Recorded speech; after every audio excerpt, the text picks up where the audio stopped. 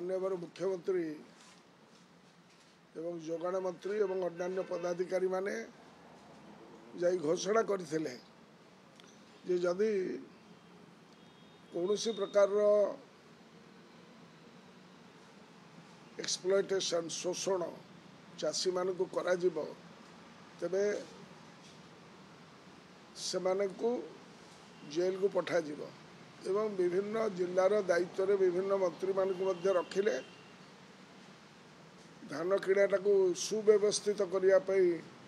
जो कथा रखिले तार प्रतिफलन कौन आपण मैंने जापारे गोटे मास भितर यही 4 दिन 8 दिन भितर अदिनिया वर्षार ये असंवेदनशीलता सीमा लंघीगला। 4 दिन में 4 जन चाषी आमर आत्महत्या करी विकटाल अवस्था ओडिशा इतिहास रे बहुत विरल। तेणु मु निवेदन करी आप देखिए जे धान किणा जो कार्यक्रम यहाँ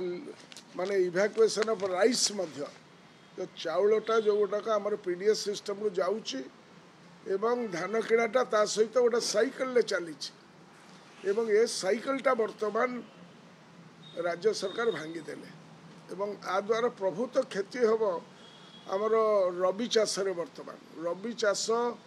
जो गुड़ाक जो आमर वेस्टर्न ओडिशा चाषी मैंने वर्तमान सुधा 90% तक माने 70 ରୁ 90% मिनिमम उठी जीवा कथा थिला वर्तमान सुधा तक 10 to 30% भितर भेरी करुछि विभिन्न जगह रे। आ द्वारा कौन है जे टोकेन दिया गला तमे धान काटिब नवेम्बर मासरे तुमको टोकेन दिया जीवो to lift in the month of जनवरी से भाव में कोस्टल डिस्ट्रिक्ट रे जोटा धान किणवार व्यवस्था जदि से 27 तारीख आगु करते डिसेम्बर मास प्रथम सप्ताह करते जो जो जगह धान कटे होता से चाषी मान धानटा चली जा पारता किंतु बर्तमान ताकू कोस्टल डिस्ट्रिक्ट प्रायतः विभिन्न जिला मानक आगामी 3 तारीख पर 3-4 तारीख पर जाइना लिफ्ट करा आ भर या द्वारा कौन है अभावी बिक्रीटा बढ़िला। आमर गोटे धारणा थिला जे माने आमर बॉर्डरिंग जिला जो गुड़ी अलगा राज्य सहित संलग्न किछि दिन पूर्वे कह जाउथिला जे 800 टंका आमे ठन ठन दबू जो ठन ठन दिया जीवो नगद दिया जीवो सेतिपई अन्य राज्यर चाषी माने ताकर धान आनी ओडिशा मार्केट रे भर्ती कर देबे ये थेला गोटे धारणा किंतु वर्तमान एमाने जो अव्यवस्था करदेले जो एनालाइजर जरा लोकों मनरे चाषी मनरे भयर संचार कले एवं वर्तमान कौनसी व्यवस्थित मंडी व्यवस्था नहीं से संवेदनशीलता रहिला नहीं सेटा बड़ दुख लगुच। तेणु चाषी मानकर धान से माने 1000-2000 माने माने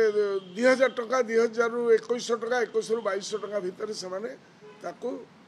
बर्तमान अभावी सेल कले जोटा बॉर्डर सेपा को चल जाउछि से 3 वर्षर परिसंख्यान देखिले जो चाषी माने विगत 2 वर्ष हैला ताकर धान को ठिकाना समय बिक्री करि पारथले से माने अखोजा ओलोडा हे गले ताको धानटा से बिक्री करि पारले नै से जतबे एमएसपी सिस्टम रे बिक्री करि पारले नै ताको तो धान को छोई की रखिबे नै रबी चाष पई प्रिपेयर्ड हेबे से पैसा दरकार इनपुट दरकार तेणुक अभावी बिक्री कर मुकाबला करने सरकार पाखे कौन कार्यक्रम ना से आम कही तुम्हें सबू दलर लोक मान सहित चाषी नेता मान सहित गोटाए आलोचना पर्यालोचना करी तार ठिकाना उपशम कर एटा मु रिक्वेस्ट करुँच भाव में असंवेदनशीलता चलो नहीं ना केते 4 दिन में 4टी चाषी आत्महत्या कले और अत्यंत दुखदायक घटना।